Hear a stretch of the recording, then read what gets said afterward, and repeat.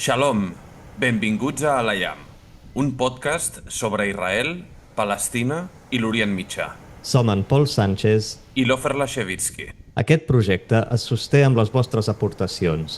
Pots recolzar-nos al nostre perfil de Patreon a partir de 5 euros al mes.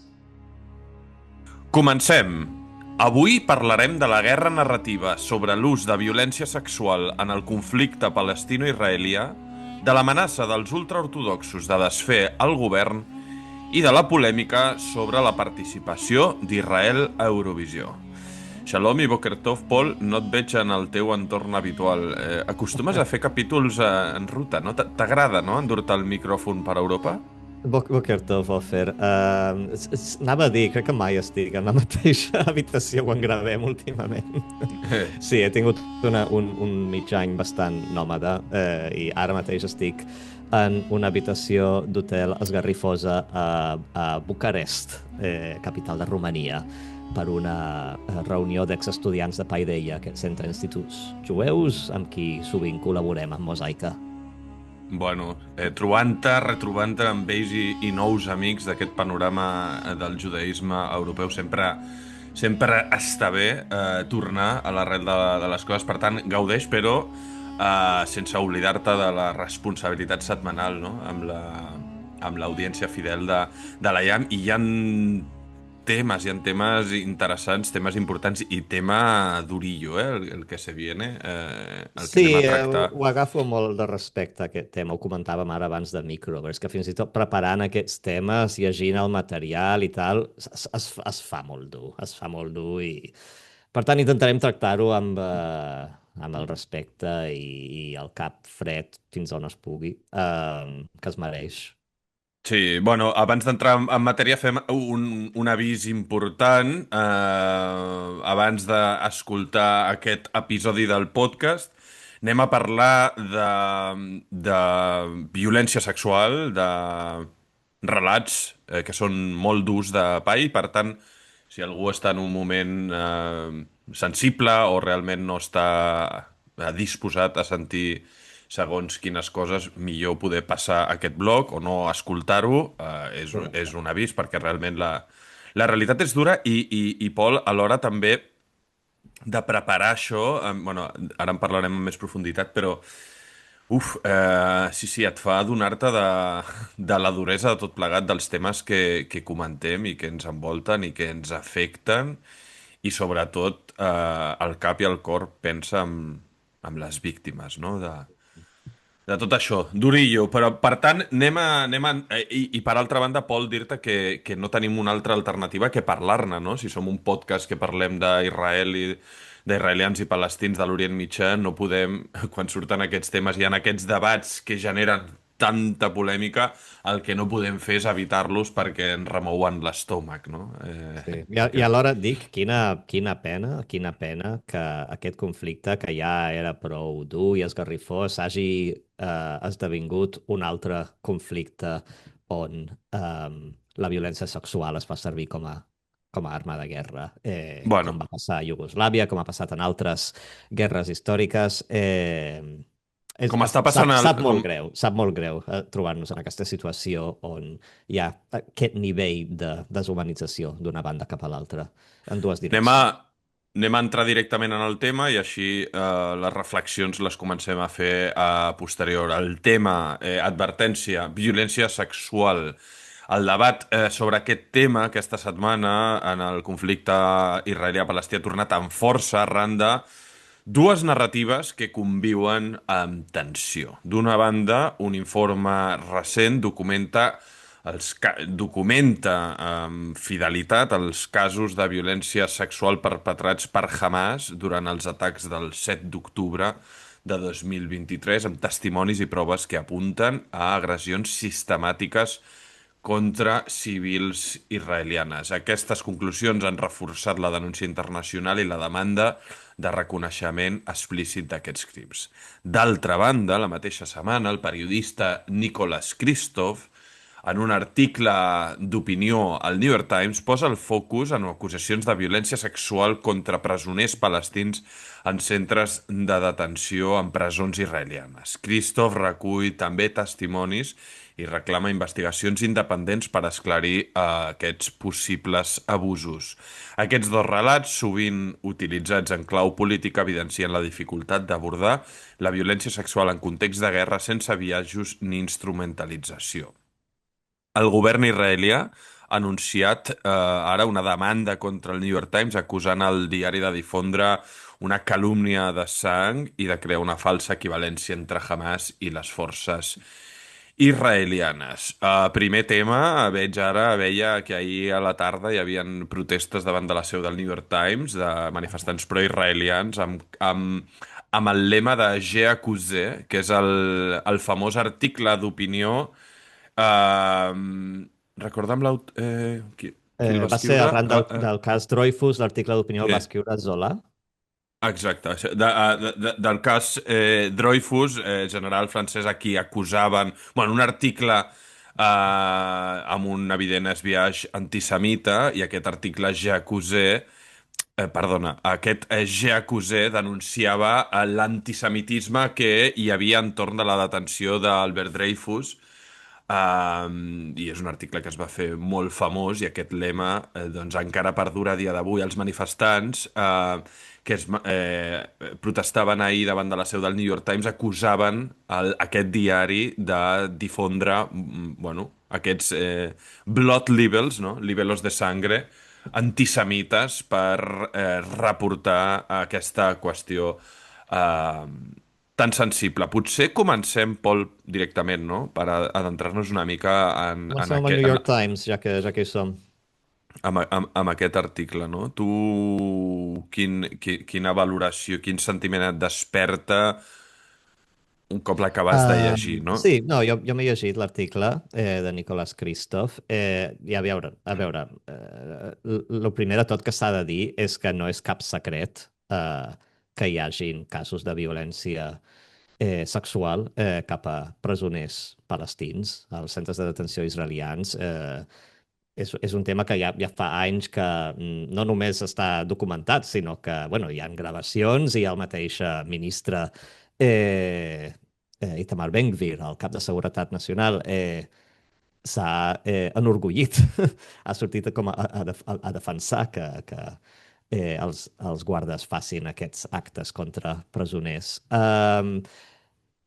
I hi han hagut diverses polèmiques al voltant d'aquest tema en el passat, que podem entrar a tocar ara en un moment. Però sobre l'article de Christoph, a mi m'interessa entrar... Primer de tot, aviam, està molt bé que un periodista hagi investigat aquest tema una mica a fons. No és fàcil trobar fonts que hagin patit abusos així i que en vulguin parlar. Aquest és com la primera cosa a destacar. I també això és una arma de doble tall perquè precisament perquè les víctimes de violència sexual és difícil parlar amb elles i molt difícil que s'obrin sobre aquests temes, i més encara que públicament donin els seus noms. De fet, moltes de les fonts són anònimes.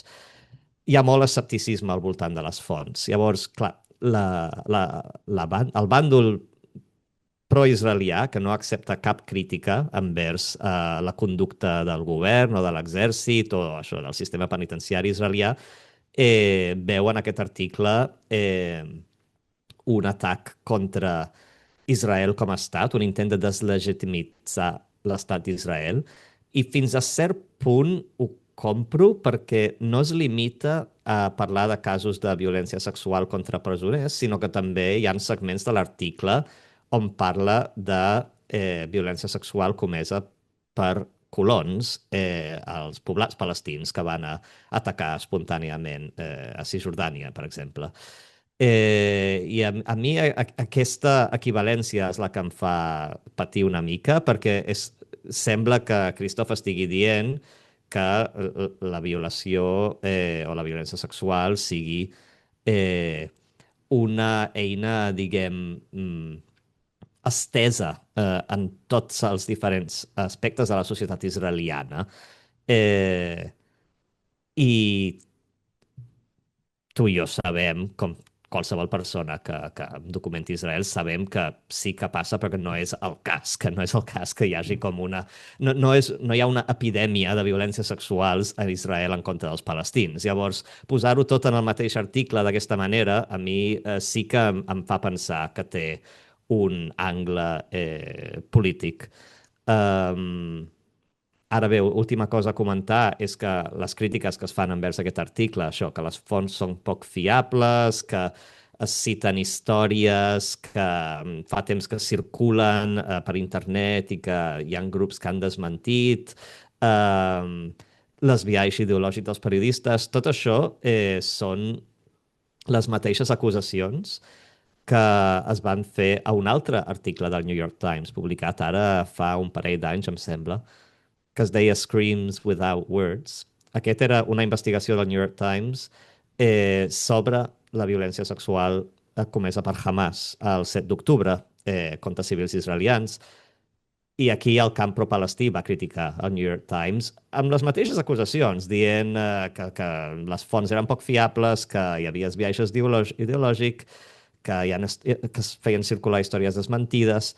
Llavors, tot plegat, a mi el que em molesta de tot això és que una cosa està clara, i és que hi ha hagut violència sexual als dos bàndols. Hi ha israelians que han violat palestins, hi ha palestins que han violat israelianes. Això no es pot negar, a aquestes alçades. Eh, I les víctimes, els supervivents, jo em poso en la seva pell i penso com deuen viure aquesta tempesta narrativa, aquesta voràgina, on analistes a l'altra banda del món estan com fent servir la teva història o la història del teu col·lectiu, aquest dolor, per avançar una agenda política o ideològica. Molt bé, molt bé.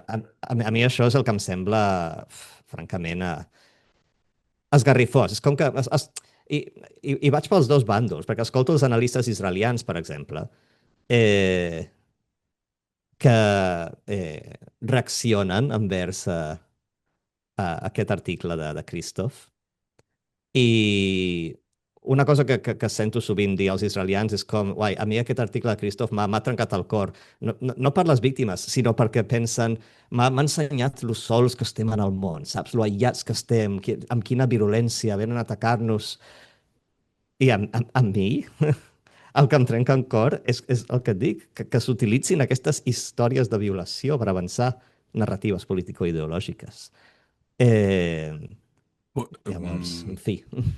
Punt número 1, si el New York Times en el passat va ser acusat pel mateix, però des del bàndol oposat, és que alguna cosa està fent bé, que és intentar posar el dit a la llaga i explicar veritats incòmodes, més enllà dels matisos i el criticisme que es pot fer a l'article de Nicholas Kristof, que jo mateix el tinc, perquè ell mateix comença l'article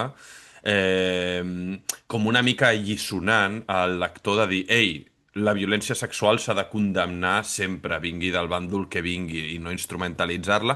I després sí que ell, estic una mica d'acord amb el que deies tu, que barrejant-ho tot i ficant-ho tot dins d'un mateix sac, acaba estenent la imatge de que Israel com a estat i a les seves institucions, forces de seguretat, aquest fenomen és quelcom, una política d'estat fins i tot quan parla de l'entrenament de gossos per violar a presoners palestins.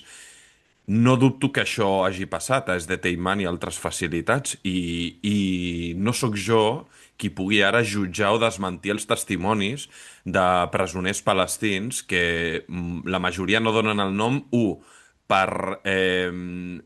pel seu propi honor familiar, perquè exposar-se públicament com a persones que han estat violades a la societat palestina, bueno, i a qualsevol societat, de fet, no? És un greuge molt gran i que no només afecta la teva reputació, sinó també la dels teus familiars i també menysté una mica aquesta imatge que tracten de projectar de presoners forts i valents que desafien a les forces d'ocupació i que no es rendeixen, etc etc. Hi ha aquest element, no? Però el propi autor fa aquesta crida al principi de l'article i després fa una mica aquest mix que et dona a entendre tu quan l'acabes de llegir, que, evidentment, Israel com a política d'estat agredeix sexualment els presoners palestins a les seves presons.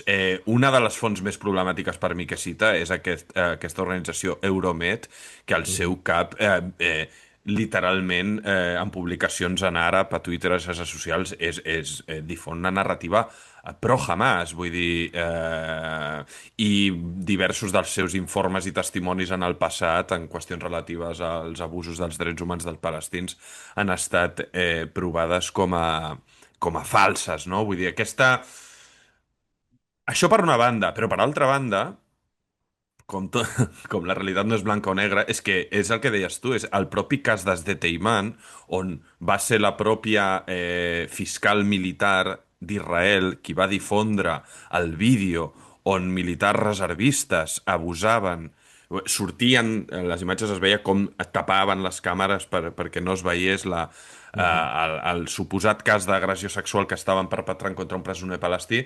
Bé, és que no va ser l'article del New York Times, va ser la pròpia fiscal militar d'Israel qui, per la seva responsabilitat moral, va airejar aquest cas que va provocar una polèmica explosiva i que va provocar que militants de dreta, d'extrema dreta, fins i tot polítics, assaltessin aquesta instal·lació en defensa dels reservistes. Es va crear una gran polèmica al voltant d'això i els comentaristes favorables a aquest cas deien que això sí, això s'ha de fer i és legítim perquè els nostres heroics soldats tenen tot el dret del món, mentre estan defensant la pàtria, de cometre qualsevol mena de vexació i Sí, ara no humiliació. recordo no recordo qui va ser, però hi havia un membre del Parlament que va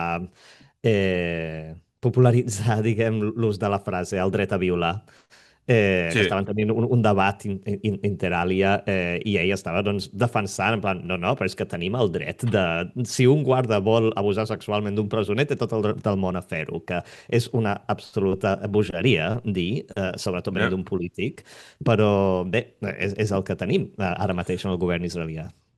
Per entendre-ho millor, i com hem avisat, hem fet un trigger warning i hem d'explicar del que estem parlant. El que es denuncia en l'article de Nicholas Kristof, amb els diversos testimonis, bàsicament és un patró repetit on alguns dels presos que donen testimoni denuncien que són despullats, apallissats, humiliats i que se'ls introdueix pel recte objectes, pals, etc., no en una ocasió, sinó en alguns casos repetidament, també doncs, cops en els testicles, etc, provocant tot plegat, evidentment, lesions gravíssimes, danys gravíssims a les seves parts. Sí. Casos Eh, en què s'han hagut d'amputar els òrgans sexuals perquè havien quedat tan danyats que bueno, hi havia risc d'infecció. els testimonis són realment esfregidors. Uh, Nosaltres no podem... Bé, i després parlarem, no, de l'altra banda de la història, no? Nosaltres des d'aquí i algú des del Twitter no té la potestat de validar si aquest testimoni és fidedigne o no. I sobretot, a mi el que em molesta, com veig, perquè clar, això ara s'agafa i evidentment tota la màquina de soroll de les xarxes i tal ho dibuixa com que, no? El sionisme no pot caure més baix i no hi ha res més verinós i desacrable al planeta Terra. I jo els llegeixo i dic, come on, saps? Vull dir, és que és la història de sempre. Esteu agafant, Ja. sí, una situació molt greu que no podem defugir, que nosaltres des de l'EAM no defugim, però ja esteu amb el de sempre, no? Pintar al sionisme, a tot Israel, a tots els israelians com a depravats. Vull dir, jo estic segur que si tu li exposes a la majoria de la meva gent a Tel Aviv o a Haifa, on sigui aquesta realitat, dubto moltíssim que a algú li estigui bé que en el seu nom s'estigui fent això. Evidentment hi ha de tot, també hi ha gent...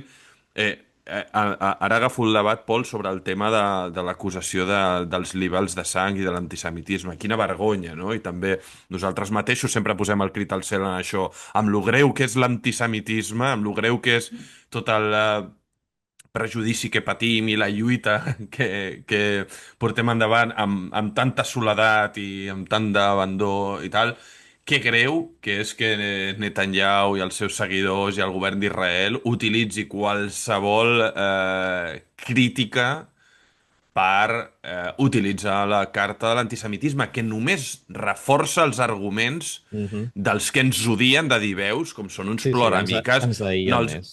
Ens no els hem aïlla més. d'escoltar. Si al final fan aquestes coses i tornen a dir que el món són uns antisemites, escolta, són uns ploramiques i aquesta gent no té remei. A I mi aquí... a mi m'ha cabrejat molt llegir aquest, crec que va ser ahir, que això, l'oficina del primer ministre ara vol...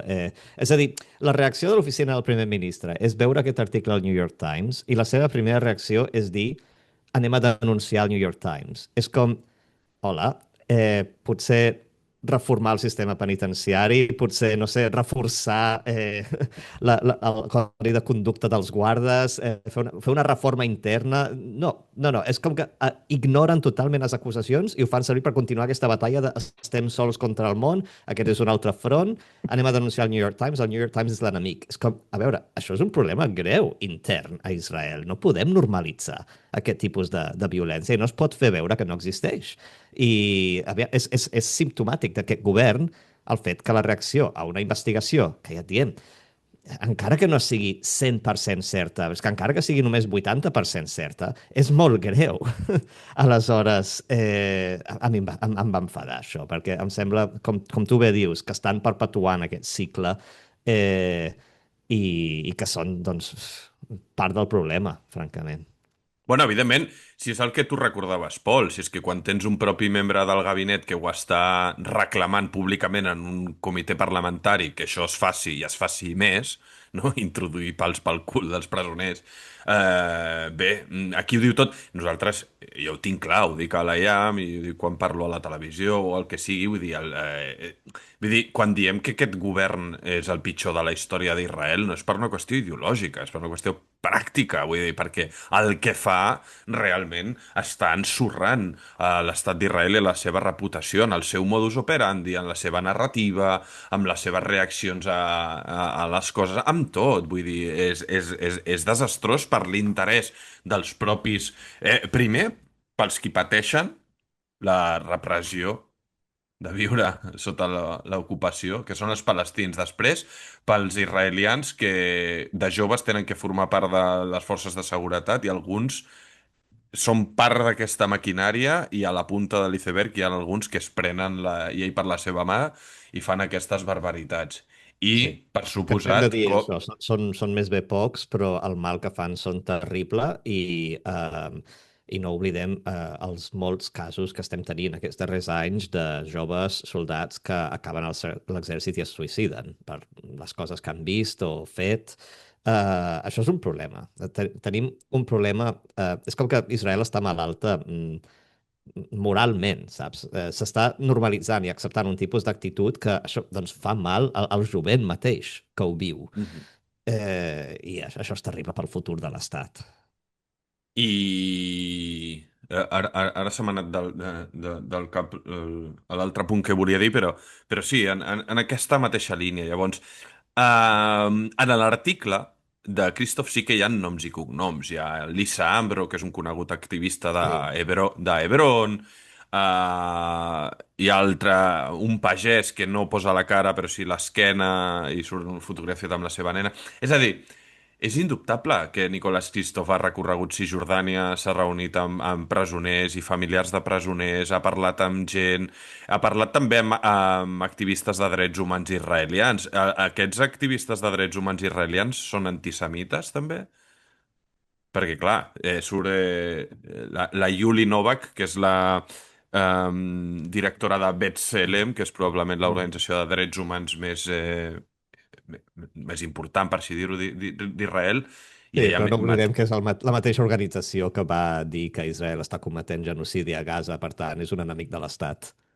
Sí, exacte. No, bueno, evidentment que totes les organitzacions de drets humans a Israel, evidentment, són enemigues del govern i de l'Estat, no? Però ella mateixa, la Yuli Novak, que en el passat estava a Breaking the Silence, en aquesta organització de soldats que denuncien abusos als territoris ocupats, eh, denunciava arran d'aquesta polèmica, no? Que la violència sexual s'ha convertit en part d'una política d'estat potser informal, no formalitzada, però sobretot arran del 7 d'octubre del 23. Una cosa que és molt important esmentar aquí és que, i ara potser és un bon moment, no?, per Sí. tornar al 7 d'octubre del 23. El 7 d'octubre del 23,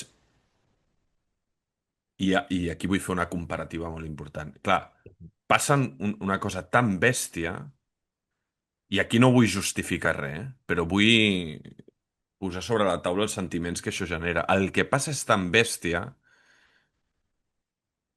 que si passa en un context, ho posem aquí, no? A França o per Marroc entren unes forces invasores i fan el que van fer, sense el background que hi ha de 100 anys de conflicte, ja de per si, sense aquest background, això genera en qualsevol ser humà o col·lectiu humà una set de venjança brutal. Mhm. Brutal. Una Vull dir, reacció visceral, sí. visceral. Jo no és que la defensi, però Però som és humans, el, és el que hi és ha. el, és el, és el que passa. Si al còctel aquest li afegeixes, doncs com deia, 100 anys de conflicte territorial, nacional, religiós, un conflicte que és el centre del món i tal, i li afegeixes que, i aquí vull fer la principal diferenciació quan parlem de violència sexual en el conflicte palestí-israelià. En el cas de Hamas, en el cas del 7 d'octubre, com queda palès en aquest nou informe que hem esmentat a la introducció, i que prova, després d'investigar, de fer centenars, 400 entrevistes, 400 i entrevistes. investigar i revisar milers de fotos i vídeos i tal, que jo n'he tingut accés en això, i ara te'n diré més al respecte. Tot plegat fa eh, constatar que Hamas dona la ordre als seus membres combatents terroristes, dona la ordre explícita de cometre barbaritats, crims sexuals contra les dones israelianes, vives i mortes. A més, la ordre és filmar-ho Mhm. per difondre aquest terror a posteriori a la psique de l'enemic. Llavors, és el contrari, o sigui, per molt que els mitjans pro-palestins, això, l'Intercept o qui sigui, i els tuitaires i tal, insisteixin, molt que insisteixin que tot això és una fabricació, que tot el 7 d'octubre és una conspiració creada per Israel per perpetrar un genocidi i tal i qual i qual. Bueno, a mi, jo és que ho he vist i ho he viscut amb els meus propis ulls. El tema de la violència sexual primer, de nou, i atenent-nos a la recomanació que fa Christoph al principi del seu article, no? I que és el que nosaltres hem denunciat sempre des de la IAM, i jo com a periodista parlant setmana rere setmana amb els familiars dels hostatges i tractant de posar i de portar al debat públic i posar llum en el patiment i en els horrors que estaven cometent contra els hostatges, també molts d'ells víctimes de violència sexual recurrent, com han denunciat un cop han sortit, inclosa la Ilana Grichevsky, amiga involuntària que he fet durant aquest procés perquè m'he trobat amb ella diversos cops tant a Israel com aquí a Barcelona. Um, Hamas dona la ordre explícita als seus membres de cometre barbaritats que estan documentades. Vull dir, jo, abans d'aquest informe, jo em trobo a Israel amb l'activista i advocada Ayelet Razin, que és probablement la dona que ha estat més exposada a tot el material dels casos de violència sexual individual i grupal perpetrada pels membres de Hamas. I només I, dir, tot el respecte a qui faci aquestes investigacions. No hi ha paraules per dir. El cor que has de tenir, l'estómac que has de tenir, és no, increïble. no. És increïble. Imatges que no puc relatar per la seva extrema duresa, que evidentment no són... i aquí hi ha una diferència, tant en el famós vídeo dels 47 minuts sense Mhm. editat per la diplomàcia israeliana, que és un vídeo filmat majoritàriament en GoPros que es van posar els mateixos terroristes per filmar i difondre la matança. Tant amb aquestes imatges com després amb imatges forenses dels cadàvers, Sí. que això és el que ens va exposar la Yelet i que evidentment ens va avisar, i evidentment va haver gent alguns periodistes que van rebutjar veure-ho. Jo vaig voler veure-ho per ser conscient, no? De la dimensió de la massacre. I el que més mal ens ha fet és com aquestes dones, les supervivents, per exemple, del cautiveri, que han tingut el coratge de sortir a la llum i denunciar i explicar aquestes històries, entre d'altres, a diaris com el New York Times, perquè la primera hostatge israeliana que denuncia haver estat violada a Gaza, Shoshana, ara no recordo el seu cognom, ho explica per primer cop també el New York Times. I curiosament, això sí que ho valida, evidentment, la diplomàcia pública israeliana com a prova incontestable, no? Evidentment.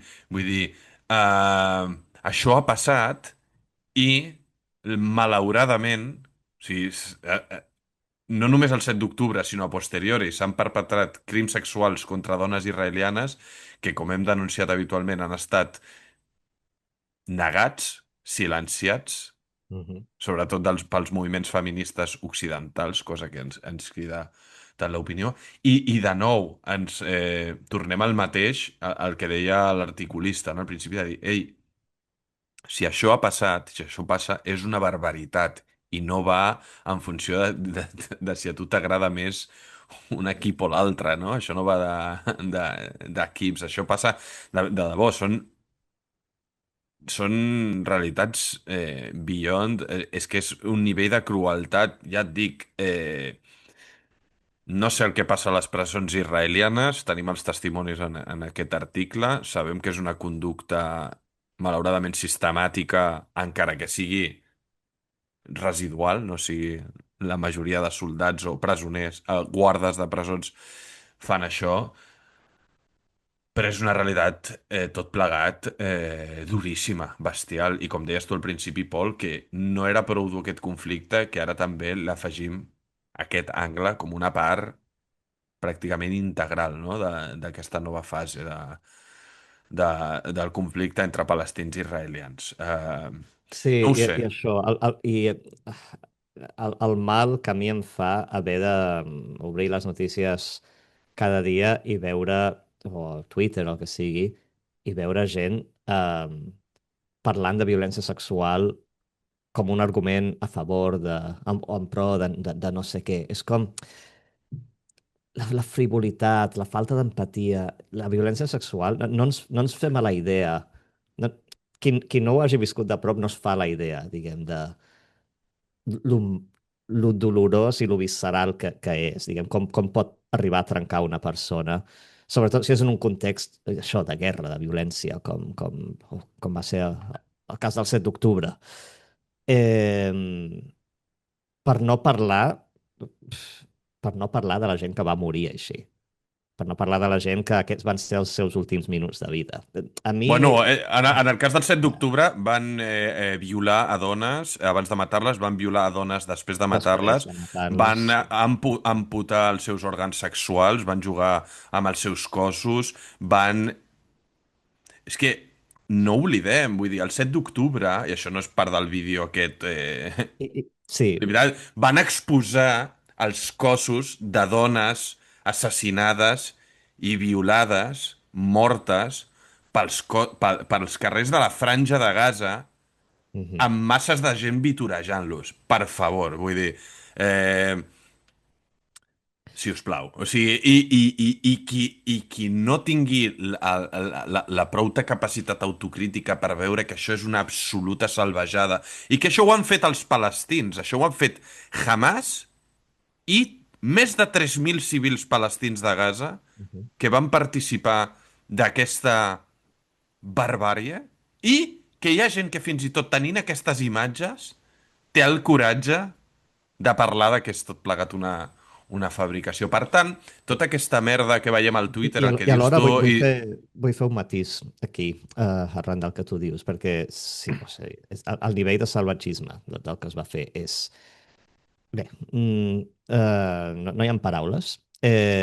Ara, totes les coses que he llegit sobre això, els actes comesos per Hamas el 7 d'octubre, això, el que tu has mencionat, violacions en vida i post-mortem, també violacions membres de la família davant d'altres membres de la família per trencar els lligams familiars, obligar membres d'una mateixa família a cometre actes sexuals d'altres membres de la família. Tot això ho va fer Hamas el 7 d'octubre, però també va passar a Sabra i Shatila, també va passar això, a Iugoslàvia, està tot documentat.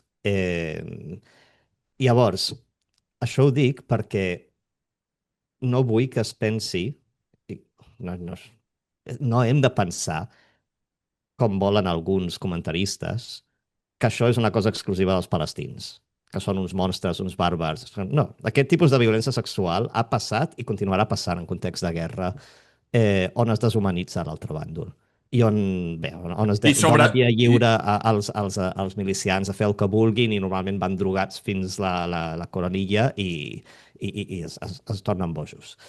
Eh, I sobretot a la dona, no oblidem l'angle de que la dona passa a ser un Camp de instrument, batalla, sí.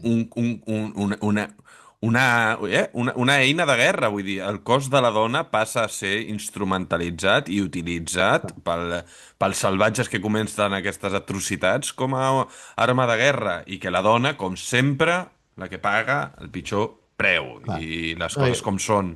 i aquí vull respondre... Hi ha un editorial sobre aquest tema de Habib Retikur, un comentarista israelià, que és bo, ens cau bé. I crec que fa un bon editorial sobre aquest tema, sobre la violència sexual, però hi ha un punt del seu argument que a mi em grinyola, i és que L'he llegit. quan parla això, de la violència sexual perpetrada per Hamas, clar, ell diu, això és barbàric. I diu, eh, les violacions comences pels guardes israelians a les presons israelianes. Diu, també, això és una salvatjada, és barbàric. Diu, i no ho hem de fer, ho hem de denunciar, això no hauria de passar. I diu alguna així com, perquè és un acte bàrbar i nosaltres no fem això, no som així. I això és molt perillós pensar d'aquesta manera. En plan, no, no, els bàrbars són els altres i jo critico aquestes violacions a presó perquè nosaltres som els bons. És com, no, Habib, no, Mhm. Habibi.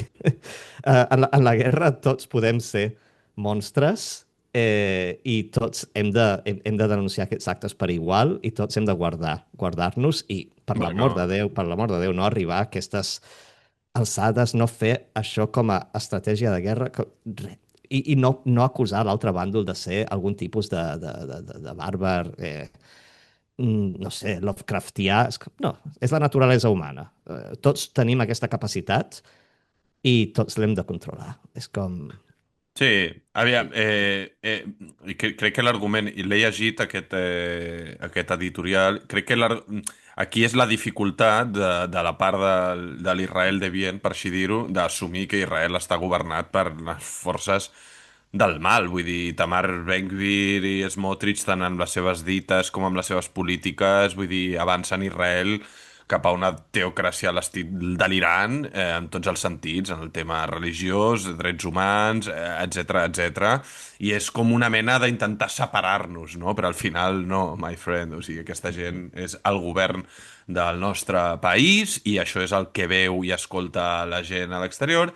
I sí, evidentment, nosaltres també tenim els nostres propis bàrbars que cometen barbaritats i que, a més, qui està a les més altes esferes del poder, com hem vist, o ho neguen i ho titllen d'antisemita o fins i tot envalentonen i animen a que això segueixi passant perquè els nostres valents soldats no poden ser criticats i equiparats amb els bàrbars terroristes de Hamas, que evidentment ho són, i evidentment el que van fer ho van fer, i el preu de tot plegat està allà. Un episodi molt negre, un altre més en aquest sagnant conflicte entre palestins i israelians. Però bé, Pol, anem a passar de temes, perquè si no farem tot el podcast d'això i també Ja, és ja, molt... ja, ja. Hem de parlar de és, més coses i hem de alleugerir una mica sí, l'ambient després de tot això. Per tant, anem a parlar de coses més divertides, com ara els ultraortodoxos. sí. Què diuen? Què diuen? Què fan? Què passa? Ai, Déu meu. En fi, molt dur tot això, però passem pàgina. El partit ultraortodox de Galatoa. ha generat una nova crisi en el govern israelià en anunciar la seva intenció de dissoldre el govern per la manca d'un acord sobre l'exempció militar dels estudiants de Yeshiva, els estudiants ultraortodoxos de Torà. El líder espiritual del partit, el rabí Dov Lando, va assegurar que ja no confien en Netanyahu i va ordenar avançar cap a eleccions anticipades. En resposta, la mateixa coalició governamental va presentar un projecte de llei per dissoldre la Knesset, el Parlament, i controlar el calendari electoral d'aquesta manera, amb comicis previstos entre agost i octubre. Ara entrarem en més detall, s'especula que potser al setembre. Paral·lelament, diversos mitjans israelians informen que el govern intenta aprovar centenars de milions de shekels en ajudes i finançament per al sector ultraortodox abans de les eleccions, en un moviment vist com un intent de consolidar el seu suport, malgrat el seu descontent per aquesta falta d'acord sobre l'exempció militar. Bé, sembla que ja està bastant clar, ens dirigim cap a eleccions. Sí, o sigui, no és un tema nou, això, és un tema que no té resolució. Vull I dir, de fet, diria que a la IAM ho hem dit diverses vegades, que si algun dia cau aquest govern serà pel tema dels ultraortodoxos. Es veia venir. De fet, és com anticlimàctic, lo previsible que era tot plegat. És un tema que no té resolució, que està generant també una eclosió dintre del propi món ultraortodox. Aviam, vaig a lligar coses aquí, més enllà de la política, vale? I jo he parlat aquesta setmana amb un parell de bons amics de la nostra generació, pares amb fills petits com nosaltres, no? La vida està molt i molt i molt difícil a Israel. I apareix el que ens interessa a la IAM quan tot cau dels titulars, perquè només les notícies sortirà quan caiguin els missils i però la realitat continua, no? I aquí és on més interessa posar el focus i explicar les coses. Les cicatrius que ha deixat aquesta guerra, especialment la última, amb l'Iran, són devastadores a nivell econòmic i anímic. I això es veu.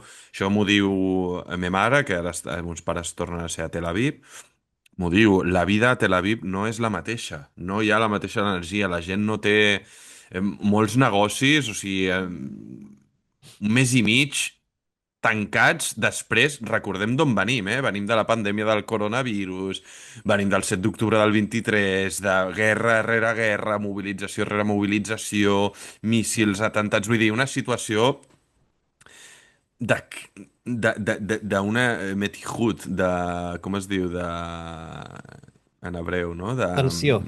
De tensió tan gran.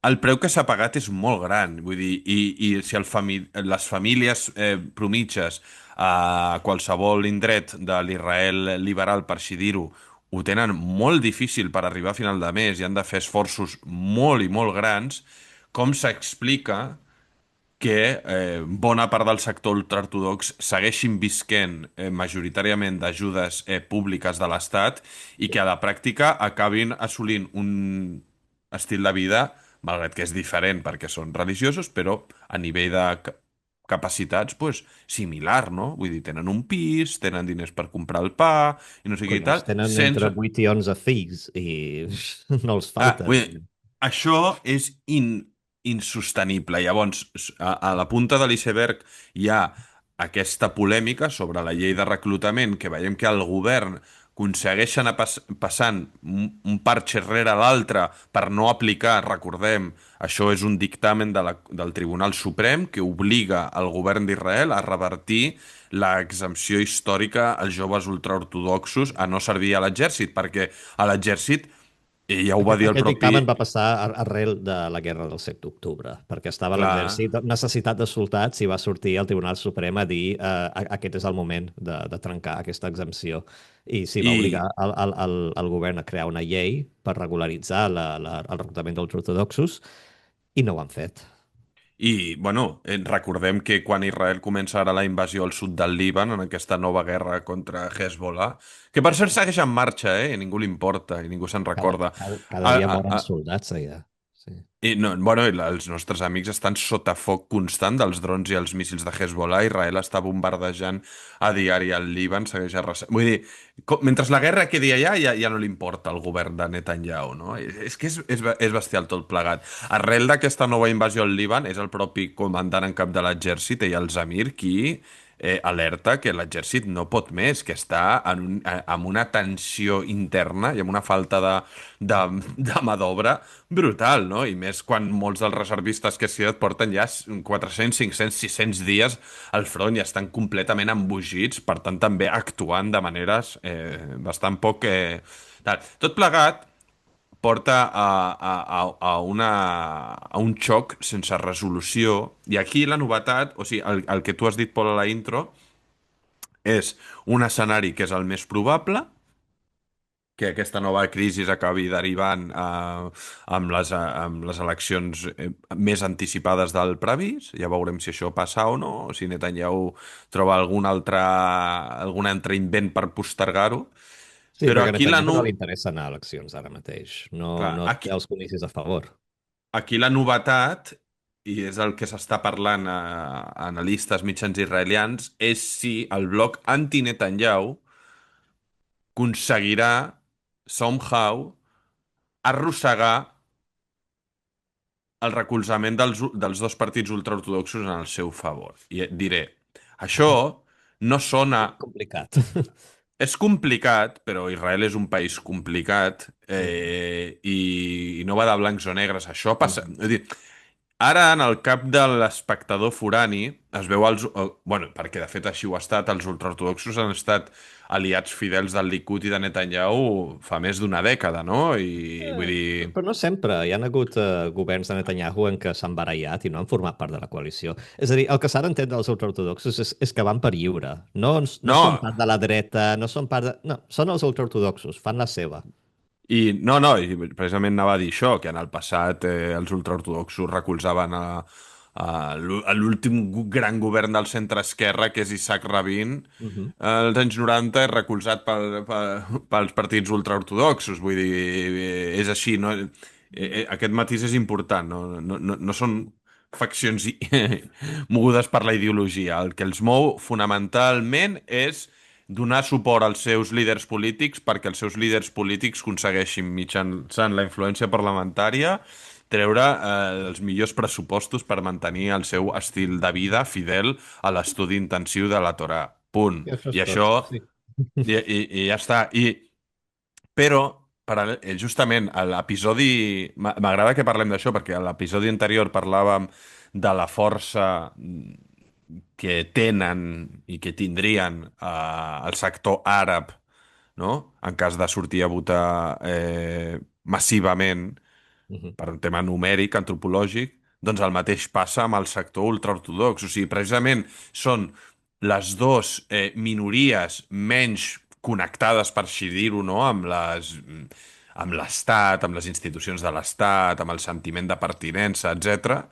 Però alhora són les dues minories, que més creixen a nivell de població, no? Per Mhm. taxes de natalitat, i dos, les que més força política tenen. Ara bé, o sigui, quan es parlava de que l'oposició anti-Netanyahu explorés un possible suport dels Haredim, evidentment això és molt difícil perquè en aquesta oposició hi ha en Yair Golan o Yair Lapid, o etc, que són figures que han estat vocalment molt i molt, molt, molt, molt crítiques, no?, amb els partits ultraortodoxos, i aquí s'hauria d'arribar en una mena de I pacte bé, i que darrere tota la de... campanya, diguem, de Bennett and company gira entorn...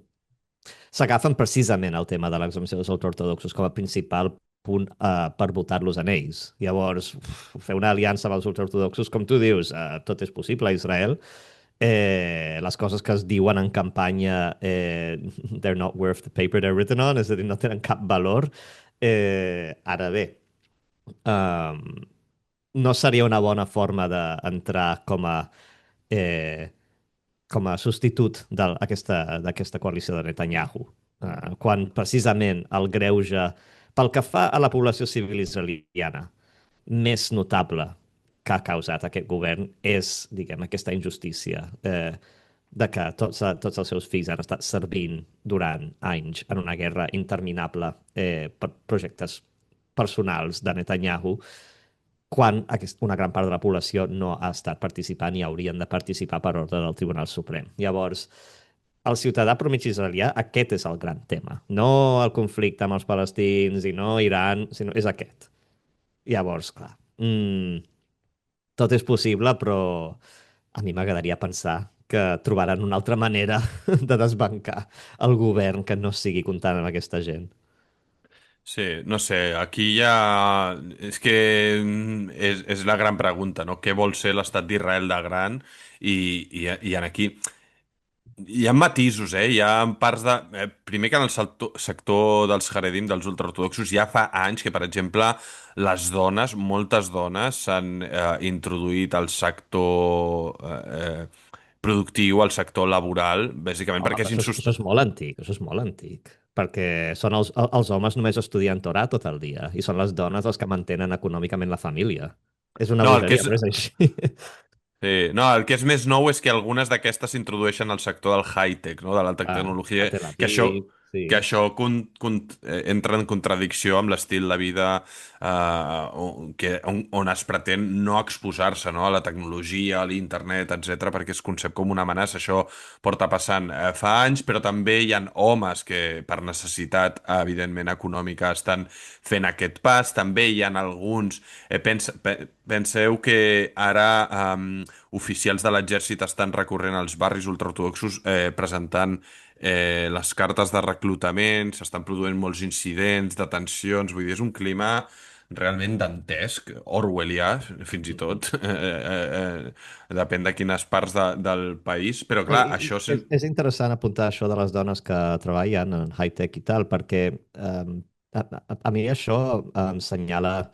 no recordo l'autor del llibre, era un llibre sobre estadística i població a Israel que es deia Israeli Judaism, i feia un apunt que em semblava intel·ligent i correcte, que era dir, sovint quan parlem de l'evolució a futur de la societat israeliana, es miren els números de fills que tenen els ultraortodoxos i la gent diu, ui, en el futur Israel serà un país més ultraortodox, els ultraortodoxos acabaran això, governant, i d'altra banda tens gent de l'opinió, gent religiosa, per exemple, que tem que Israel acabi sent un país totalment laic i sense presència religiosa. El que deia aquest home és que el més probable és que aquest creixement de la població ultraortodoxa no acabi significant que Israel serà un país més ultraortodox, sinó que els ultraortodoxos s'acabaran laïcitzant més per contacte amb la resta de la societat. És a dir, els Mm. ultraortodoxos es faran una mica més moderns, una mica més oberts, i la resta de la societat, els laics, potser es faran una mica més religiosos i que hi haurà com un efecte de allanamiento, de promig. Mhm. Sí. Em sents, eh? Sí. Sí, vale. Pensava que s'havia tallat. Tema sense resolució i tema al que li pararem molt d'atenció a les eleccions properes, on recordem que hi serem, tots hi serem allà sobre el terreny, i a mi m'està per veure, no?, si realment aquest xoc i aquest anunci que feia Degel Torah, que és un dels partits que conformen Yahadut Torah. Recordem que els ultraortodoxos tenen dos grans fraccions. Yahadut Torah, el judaïsme unit per la Torah, és la facció dels jueus ashkenazites, Mhm. d'origen europeu, i Shas és el gran partit dels jueus sefardites o mizrahis, jueus originaris, no, doncs del nord d'Àfrica i l'Orient Mitjà. I ja et dic, sí, històricament, per exemple, el líder de Shas, Aryeh Deri, probablement el líder més corrupte de la història de la política israeliana, de fet va sortir de presó, va estar a Sí, presó sí, sí. Bon i amic de continua. Netanyahu. Bon, venia a dir això, no?, que és considerat un dels eslògans de Shas, quan jo estava allà cobrint aquestes bucles electorals, era eh, Deri Hazak, algo com Deri Hazak Tov le Netanyahu, no? Com algo que un Deri fort és bo per Bibi, no? Aquest era l'eslògan que ha venut Shas durant molts anys. També hi ha un efecte de que hi ha bastant jovent ultraortodox que s'ha radicalitzat a la dreta i que fins i tot s'adscriu a partits, no? I es fa votant o militant del Likud o dels partits de la ultradreta sionista. Llavors hi ha matisos, hi ha moviments en allà, veurem com acaba tot plegat, però el que és indubtable, Pol, és que tenen una força electoral bestial, vull dir, entre tots dos partits sumaran més de 15 escons de 120, per tant tenen una força política molt, molt decisiva, i Un veurem apunt que cap a... m'ha fet gràcia que he sentit dir a Noah Spiegel, la corresponsal política de Haaretz, era que es preveu que les eleccions siguin al setembre, perquè al setembre hi han les altes festivitats del judaïsme, incloent-hi l'any nou i el Yom Kippur. El Yom Kippur és el dia de la redenció, i tot aquest període entre aquestes festivitats és el període de les Slichot, on tu has de demanar perdó a Déu pels pecats comès al llarg de l'últim any. També t'has de perdonar a tu mateix, diguem, les teves faltes, però el més important és que has de contactar a totes aquelles persones a qui els hagis fet mal o alguna injustícia el darrer any i disculpar-te, demanar el seu perdó. Eh, i Derry, que sap que ara mateix no és gaire popular, sobretot pel tema aquest del reclutament d'ultraortodoxos, creu que li beneficiaria que les eleccions siguin al setembre perquè en aquest ambient, en aquest context de perdó, vol aprofitar que els seus votants li perdonin els errors comesos al llarg d'aquesta última cadència política i el fet de no aconseguir passar aquesta llei i tal i tal. Llavors, m'ha semblat un comentari així de color per veure una mica com funciona la política religiosa a Israel. Està bé que l'esmentis, i així també anem apropant i aportant, no, algun dels elements que són part del debat. Un debat que l'acabarem amb un comentari ja breu perquè se'ns acaba bastant el temps, amb el tema d'Eurovisió. A tu t'agrada Eurovisió? No, no, no ho segueixo. No, tampoc. Em sembla... No, no A soc mi fan. tampoc... Tampoc em desagrada, però... No, a mi tampoc, però bueno, ho esmentem un reportatge del diari antisemita The New York Times. Ha reobert el The debat Failing sobre la... New York Times. Depèn del que publiqui, és antisemita o és The Failing New York Times. sionista i tal.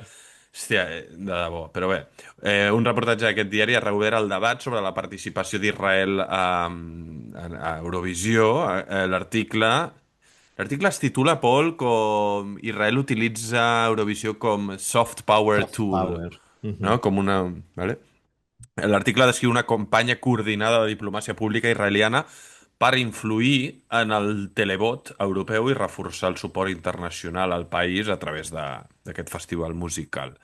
Segons la investigació, organismes vinculats al govern israelià, directament de l'oficina de Netanyahu, en algun cas, haurien invertit grans quantitats de diners en promoció digital, mobilització a xarxes socials i campanyes internacionals per afavorir les candidatures israelianes. Això és un patró que ve de fa anys.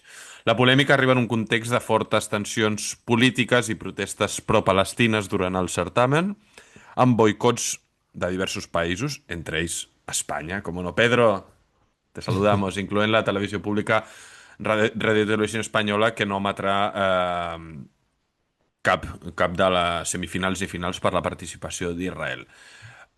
Tot i això, Israel defensa que no ha infringit cap norma i considera que les acusacions formen part d'una campanya de deslegitimació internacional. Això Un va altre passar, drama. Pol, sí, més del mateix. Noam Betan és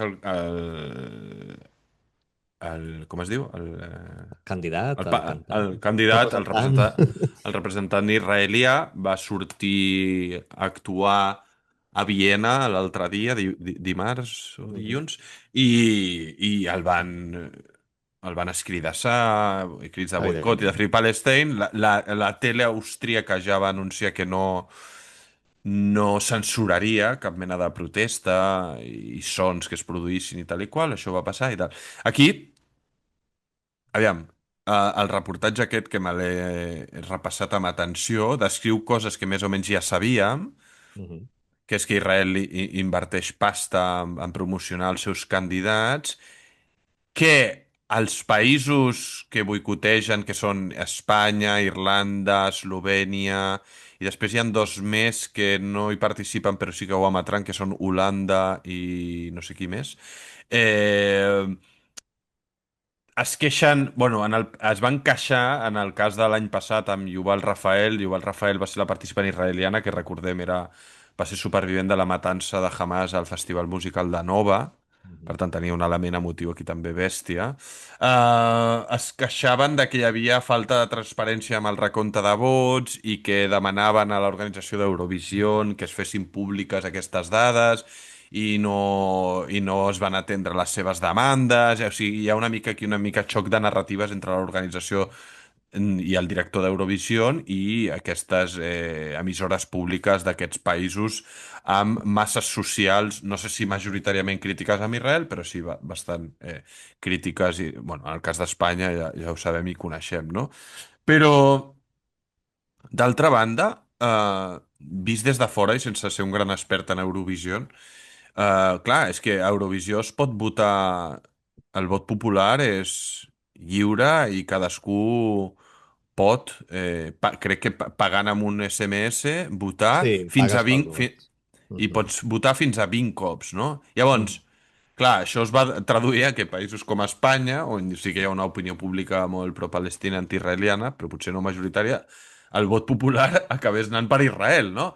Llavors, aquí hi ha dues lectures. Un, també, això ho vaig llegir en un Twitter, i és una lectura que s'ha de fer també així. Hi ha molta gent a Occident que el pro-palestinisme aquest, l'activisme aquest i tal, li causa absolut rebuig. I per rebuig això, i per rebuig a com els seus governants instrumentalitzen aquesta causa per tapar tota la merda que passa als seus països, inclòs aquí a Espanya, coneixent molt bé, doncs van a la contra i diuen, no, doncs vaig a votar a Israel. I després, no em sembla descabellat pensar que aquesta campanya de mobilització d'Israel, que no inclou, segons la investigació, l'utilització de bots, o sigui, són persones, apel·li a gent que es mobilitzi i voti fins a 20 cops pagant per promoure la candidatura israeliana. Si això és part de les normes del joc i s'ha acceptat, tampoc li acabo de veure el problema. Però, i si ens anem més a qüestions més ètiques, és dir, ostres, de nou, estem ok, boicotegem a Yuval Rafael l'any passat o el noi d'aquest any, el Noam, perquè són representants d'un estat genocida, assassí, etc i tal, però el que diem sempre, no? Després vindrà Bruce Springsteen aquí, omplirem el Camp Nou i potser això passa mentre els americans estan assassinant a desenes de milers de civils a l'Iraq o Mhm. tantes altres comparatives que podem fer, no? Vull dir, s'està personalitzant en un autor, en un cantant en aquest cas, tots els mals que perpetua el govern o l'exèrcit d'un país, en aquest cas d'Israel. No crec que hi hagi cap país al món que tingui un nivell d'escrutini i de criticisme comparable al que té No, l'estat d'Israel. això és I una... correcte i alhora també crec que no hi ha cap país que es coordini tant per votar el seu propi candidat. Les dues Sí, coses són no. certes.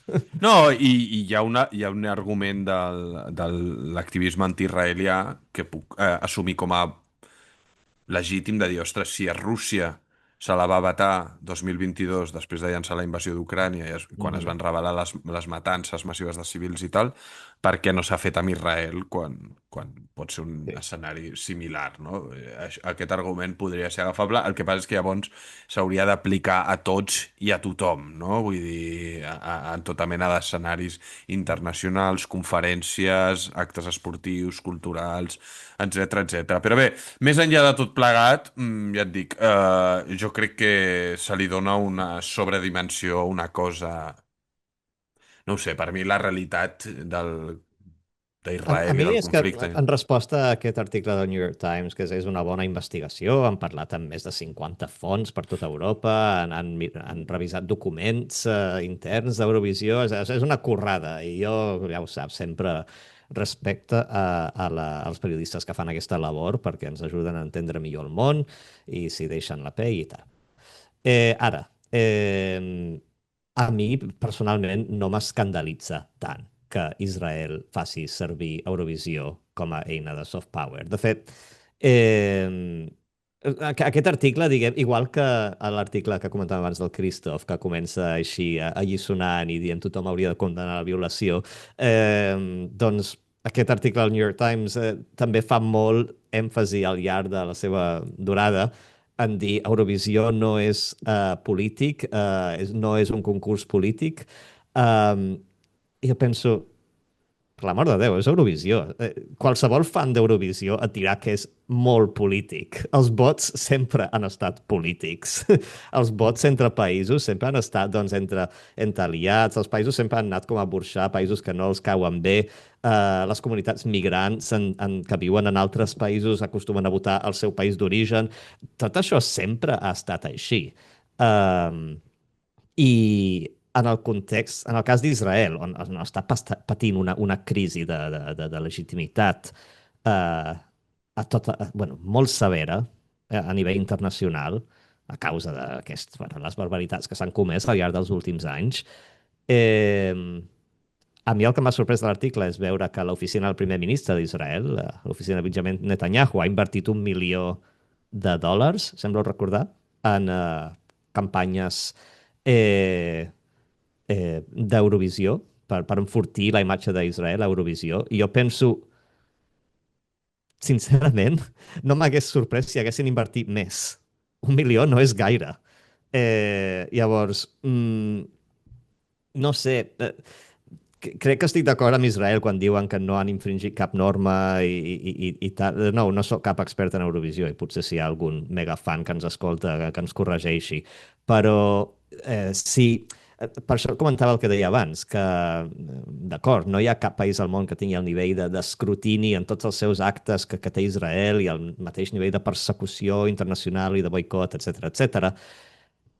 Juntament amb això, és que no hi ha cap altre país que es coordini de la manera que ho fa Israel per garantir aquest vot a Eurovisió. És a dir, tots els altres països participants, els polítics se la pela al concurs, o hi paren l'atenció justa, però no comencen campanyes per reclutar vots i missatges de SMS i WhatsApps virals que et diuen amb instruccions molt clares com visitar la pàgina, o què pitjar, com votar i quantes vegades votar. Que tot això és real, perquè jo no deixo de rebre aquests missatges en els cercles de WhatsApp en què estic, on hi ha molts israelians. Llavors la campanya és real, ja ho sabem. I és el que és. No sé, a mi no m'escandalitza, em sembla una mica cutre, per dir la veritat, però tampoc sóc un fan d'Eurovisió. I mira, que els altres països, si volguessin, també es podrien organitzar d'aquesta manera i generar tsunamis de vots pels seus candidats, però és que no hi ha cap país que tingui aquest sentiment de persecució i d'aïllament i de victimització que té Israel i es reflecteix en Eurovisió d'aquesta manera, en dir, doncs anem a fer pinya i anem a guanyar, doncs perquè sí, per ensenyar que, jo què sé, és un tema d'orgull nacional. La gent està... Els israelians estan No, molt hi ha, aïllats, ferits, i és un tema d'orgull nacional sortir i hi, treure pit una mica. i Eurovisió sempre ha tingut una reputació molt potent a Israel, se li ha donat sempre molta importància, ha tingut candidats il·lustres i guanyadors, no? Ha guanyat Eh, diverses vegades. Kaveret, no recordo. la Dana Dana International, International, grande, sí, sí, sí. No, hi ha sí, hagut bons cantants que han sortit d'allà, sí, sí. sí. Bueno, en fin, Eurovision, bueno, a la gent que li agrada i segueix amb atenció, doncs a gaudir d'Eurovisió. Aquí els membres de la IAM no som grans fans, però respect, no? I sobretot que condeixi el sentit comú i jo personalment li desitjo sort i encerts a Noam Betan, més enllà Que no d'aquestes pateixi campanyes. massa, pobre, perquè no és agradable anar a cantar a nivell Sí, internacional. T'has cridat i i una llàstima, eh, saps? Per qualsevol persona, no s'ho mereixen. bé, crec que ens ha quedat un podcast a la llam, no? Ple de tots aquests matisos que surfegen a la realitat que ens ocupa i ens afecta i intentem tractar, com sempre, doncs, amb la major transparència, honestedat, valentia i encert possible, tot i que no és fàcil, eh? El capítol d'avui ens remou l'estómac, però bé, així és la realitat. Com Sí, sempre... sí, certament Eurovisió és un tema molt difícil de tractar. Exacte.